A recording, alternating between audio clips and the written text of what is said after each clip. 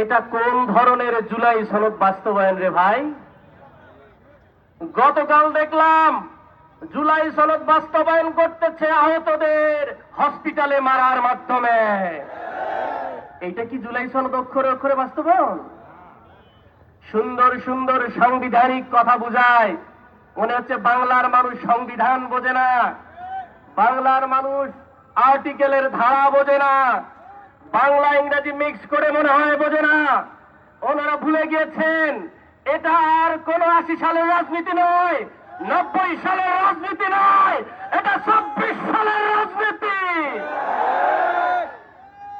এখানে আগের মতো আর ইন্ডিয়ান দালালি চলবে না।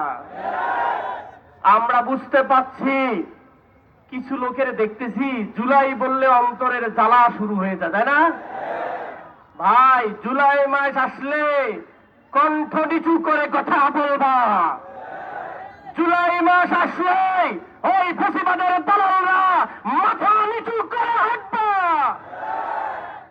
ইন্ডিয়ান দালালদের অন্তরের জ্বালা শুরু হয়েছে। আপনারা জানেন কেন মারামারি হচ্ছে? অনেক কথা বাজারে আছে। আমার কাছে মনে হয় এই আজকের দিনে আমাদের আনন্দ করার কথা, শেখ হাসিনার বিরুদ্ধে কথা বলার কথা, মাফিয়া তন্ত্রের বিরুদ্ধে কথা বলার কথা। কিন্তু ইন্ডিয়ান পরাজিত শক্তি তারা মনে করে যদি লোকজন আবার বাংলাদেশ পক্ষ শক্তি, ফ্যাসিবাদ বিরোধী শক্তি, জুলাইয়ের শক্তি ইউনাইটেড থাকে, তাহলে ইন্ডিয়ান আধিপত্য বাংলাদেশে থাকবে না।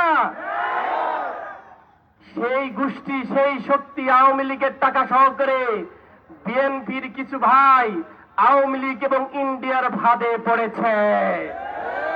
আপনারা সরকারকে বলি, আপনারা হেদায়েতের পথে আসেন, ইন্ডিয়ান ফাঁদে পড়েন না। যারা ইন্ডিয়ান ফাঁদে পড়ে তাদের অবস্থান দিল্লিতে হয়।